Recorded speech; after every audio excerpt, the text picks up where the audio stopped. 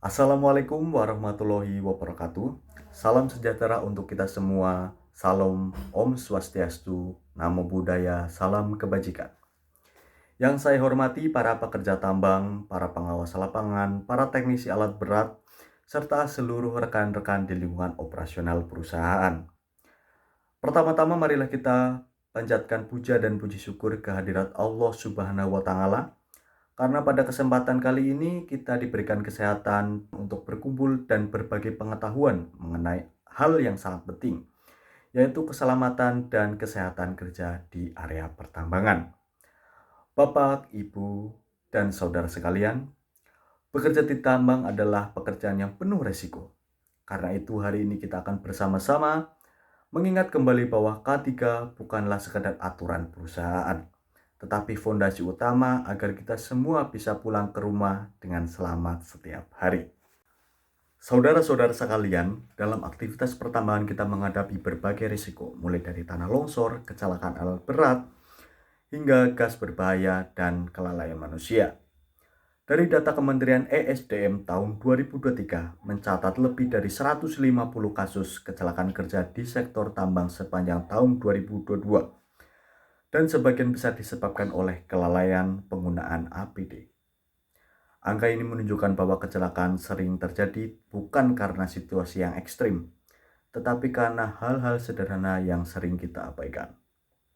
Tidak hanya itu, laporan dari ILO menyebutkan bahwa setiap tahun ada sekitar 2,3 juta pekerja tambang di seluruh dunia meninggal akibat kecelakaan kerja dan penyakit akibat kerja.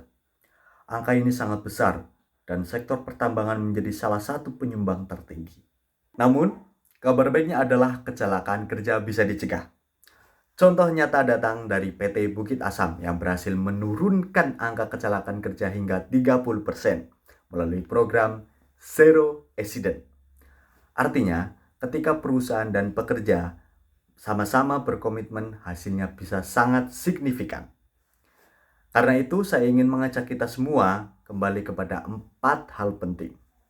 Pertama, pahami risiko utama di area kerja kita. Setiap pekerja harus benar-benar tahu potensi bahaya di lingkungan masing-masing. Kedua, terapkan standar K3 yang sudah ditentukan perusahaan. Tidak peduli seberapa berpengalaman kita, prosedur harus tetap dijalankan. Ketiga, jadilah bagian dari lingkungan kerja yang saling mengingatkan. K3 bukan hanya urusan pengawas atau manajemen, tetapi urusan kita bersama.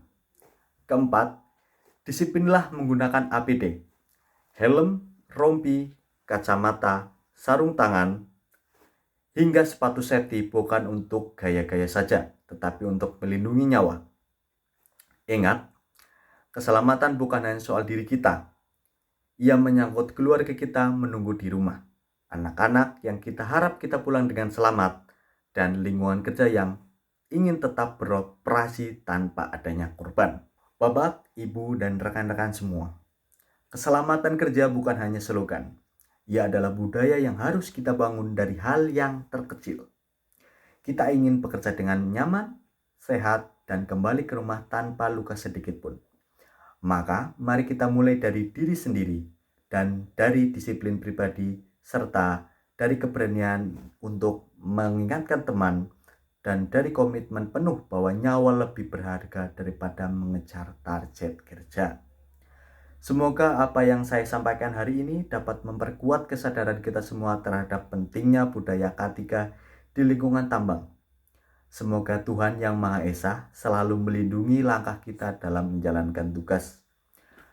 Terima kasih atas perhatian rekan-rekan semua. Wassalamualaikum warahmatullahi wabarakatuh. Salam sejahtera bagi kita semua.